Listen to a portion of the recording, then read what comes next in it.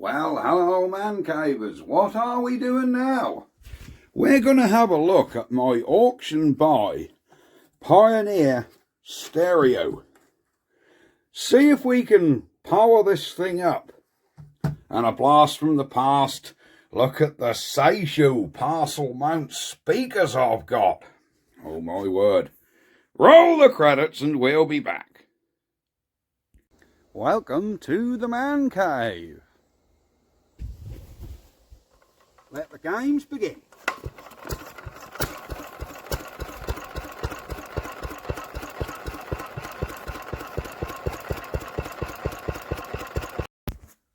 So, before we start this video, I want to give a shout out to Shay. I know you're watching there, young man. How you getting on? James, are you still watching too? I don't know. Anyhow, Shay, your dad commented and said he always watches your videos. Say hello. So you're saying hello, and you're seeing the sort of radio your dad probably would have had in his car when he was younger. There you go. I know I certainly did. In fact, these speakers came out of my very first car in 1990. So yeah, I had these in a Ford Capri 1.3L. Oh yes, and I still have them. Not used them in absolutely donkey's years. I've just been sitting down with my parents in a cupboard because I never had the heart to sell them. But look how retro them old speakers are. Roof mounted, these ones at a hole in the top, so you had them up high so you saw the Seisho. Oh yes, that's meant to be some form of subwoofer. Later on in the 90s I did progress fairly. Towards the mid-90s these obviously went away and I went into full sound systems then, but we'll get to that another time. Today we're looking at this Pioneer. What I bought from auction in a box of junk for £2. It's the DEH605. This would have been, it's the walnut effect finish as well. It would have been about £450, £500 new, this thing. And it was £2. Box of rubbish from the auction. This was lying in the bottom. If you watched the unboxing the other day, you'll see it was broken along the top where, sadly, after I looked at it in the auction, between looking at it in the auction and buying it, someone had dropped something in the box, broke this bit down. But I clipped it back up and super glued it. And now you can't really see it. So I'm quite happy with that.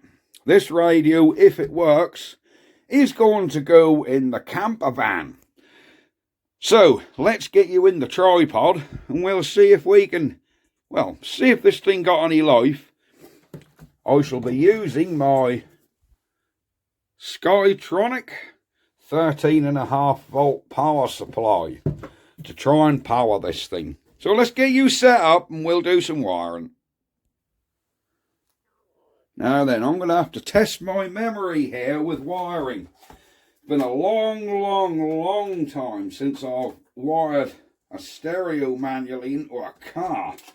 But I think every car I've had in the last 15 years has had a good stereo in it. There we go. Right, from memory, I think this one is, I think this one's your output for your amplifier. Do it say on the little tickets. I think the blue one's amp in it. Yep, that's power on for amplifier. I believe all the little stripy ones will be speakers. That'll be speakers. Right, these are the two. There should be one more. Here we go. So there should be a permanent live. There should be a switched ignition and a earth. I think this one is the switched. No, this one's permanent, says on there. This rather red one will be your switched ignition, and this one will be the earth. So I think what we can do, firstly, we will put our earth wire into our power supply. These two, just for the purposes of testing, we can bind these two together. Of course, this is your switched ignition and your permanent live. So when the radio is on, both of these will be live anyhow. So we can crank them two there. Poke them in the power supply. There we go. are in there. Now, it's always good practice to connect at least 2 speakers to a stereo before you power it up. Because Pioneers of this era, some of them had delicate amps inside them. This has been taken straight out of something with Scotch locks, look. So I need to cut all these Scotch locks tabs off here, because I don't like them, and bare them wires up.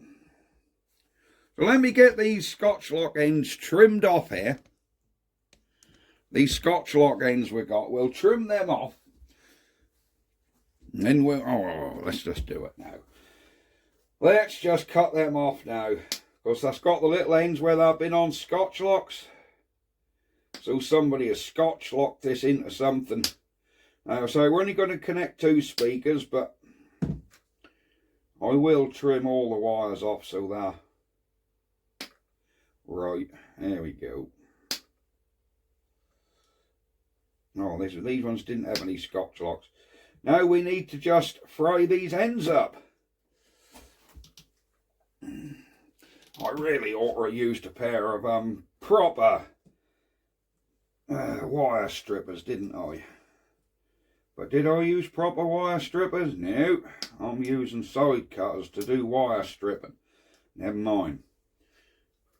If this thing works, which no one Pioneer it will. I mean, Pioneer, in my opinion, back in the day, I think personally they sold the best stereos you could get. A lot of my mates went with Alpine, some went with Kenwood. I personally was always a Pioneer man. I don't know why, I just liked Pioneer. I liked the interface and how they worked and the display look. They were very nice. But that's just my opinion. A lot of you guys from that era will probably disagree and say, oh no, Kenwood, Alpine were a lot better. But there we go. I'm stripping all these wires, but I'm only going to use 4 of them, sorry, for 2 speakers.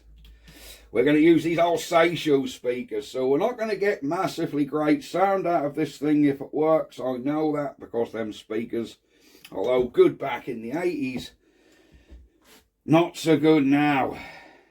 But there we go. Right, we'll just bind some of these wires over, and then we just got to connect some speaker wires up. I don't know, I can't remember which is front, left, right, rear, left, rear, right, and so I can't remember that. But I do remember that they come in pairs, so the green pairs will be 1 speaker, the grey pair will be another speaker, this other green pair will be another speaker. Oh, we've got one we infrared up here. I'm guessing that the green ones are probably fronts and the grey ones are probably rears. I can't remember, I really can't. I would have to Googlate it, but we'll get it sorted somehow and just see. When you want to see if this thing actually powers on and works for us. It would be lovely if it did, because that would be a big nostalgic gift if this actually did power and worked. Alright, let's see. Where are our speaker wires? Alright, I have 2 for this speaker here. So let's just put them stripey to stripey. There we go. We'll go stripey wire on this one to stripey wire on this. These are just temporary connections. We've obviously got to make sure this don't short out as well. Make sure none of these wires are touching when we power this thing. Yeah. Don't expect some form of My Mate Vince repair video here, because you're at the wrong channel. If you want a My Mate Vince repair video, go watch My Mate Vince. I actually watched one of his videos last night and he's just repaired or trying to fix an old, well, it isn't old, it's a kit form R2-D2 robot, which I found fascinating. But there you go. If you want to see a video of one of these magazine built R2-D2s, nip over My Mate Vince and have a look. So I watched it last night and it was great. Right up my ballpark. But Alas, the man is far more intelligent than I am. I cannot fix electronics for the life of me. Wouldn't have a clue where to start. There we go. So none of our wires are touching. We have our powers connected up. Let's dangle these speaker wires around the back here so they don't get pulled.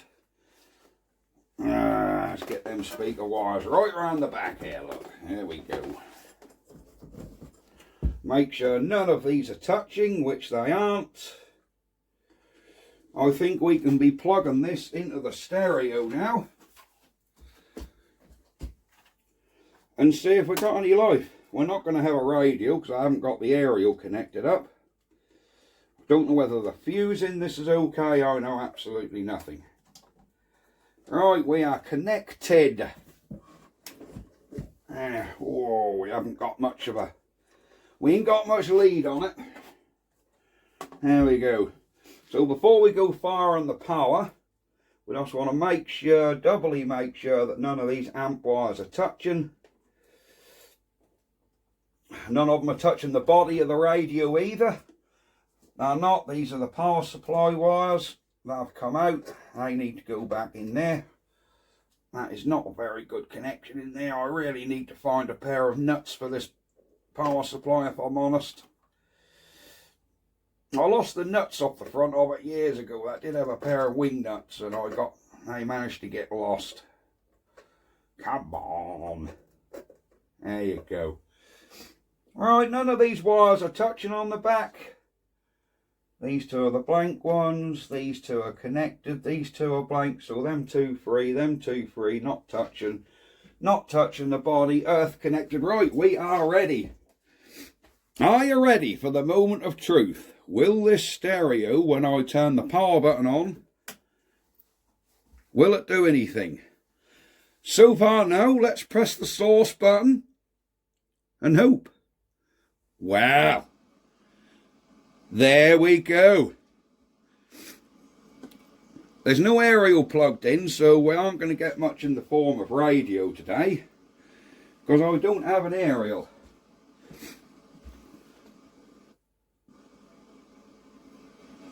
All the presets seem to work. Look at that. Now, will it take a CD? This is the big thing. So, living back to the 90s again, we have my Meatloaf. Oh yes, sad fact, I used to be in the Meatloaf fan club in the 90s. I absolutely loved Meatloaf.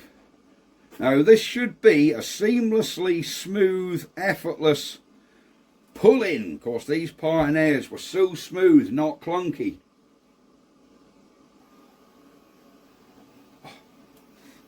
It's accepting a CD, but will it play a CD?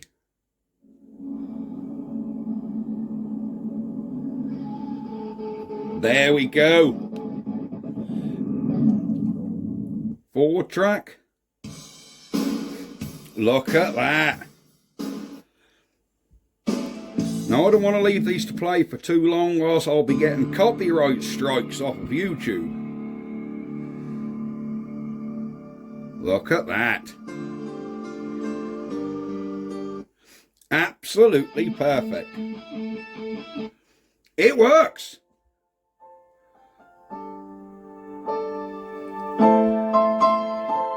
Excellent stuff.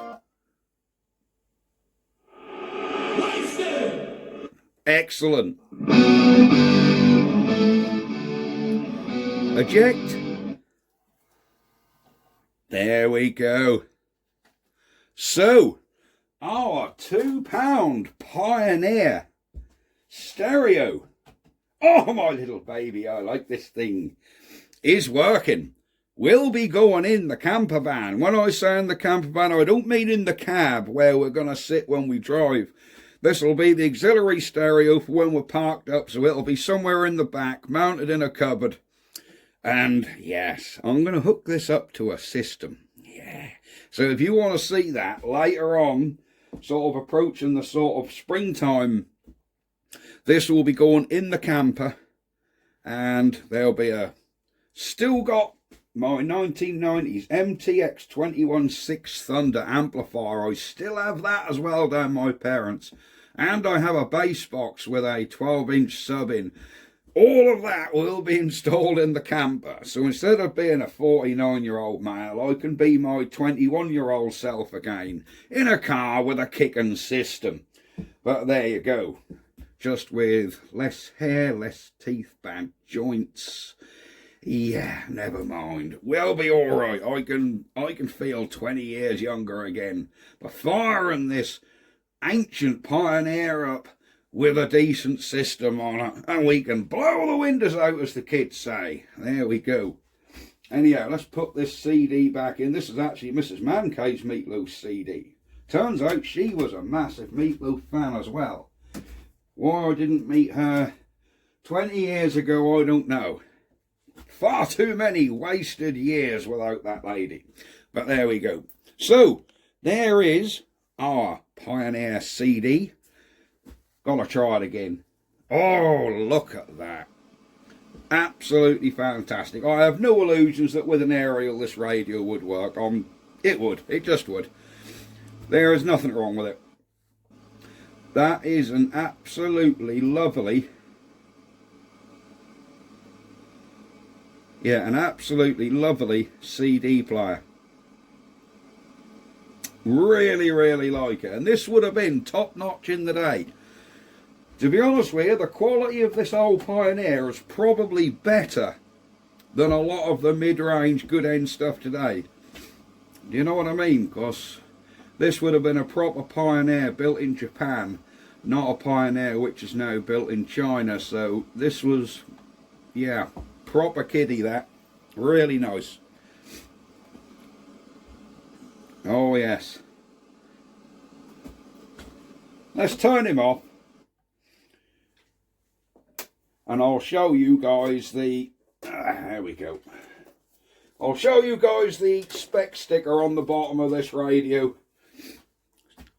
Just so you can geek out on it if that's your sort of thing. But there's the specs of it. There's the model number. I'm going to have to look on eBay and see if you can actually still get one of these today. See if anyone's actually selling a DEH605. I wonder. The one with the wood finish. You know, I wouldn't mind betting there probably isn't another one of these for sale anywhere, but thing is, people didn't keep them. They went out of date, and like everything with tech, they got thrown away in time, unfortunately. So that's probably the fate a lot of these ended up. They just ended up getting scrapped with cars, or just fell into disrepair, or even just ended up on car boot sales for £2, and people just didn't know what they were. You know, no doubt most of the people at the auction I went to, the hundreds of people that went there, and probably just see the top of a stereo in a box of rubbish and thought it's a crappy Halfords one. I bet I'm probably the only one who actually took the time to look at this stereo and realise what it was. And turns out, looks like I got a damn good little stereo, so there we go. Happy Man Cave. That is it for this video. A very short video. No fixing needed, so I don't need to... oh, I don't need to beg and plead to my mate Vince. Can you look at my stereo I got? No, I don't need to ask him because it is all working. But there we go. Right, I'm going to go for now, and we will see you next time. Bye-bye for now. Ha-ha!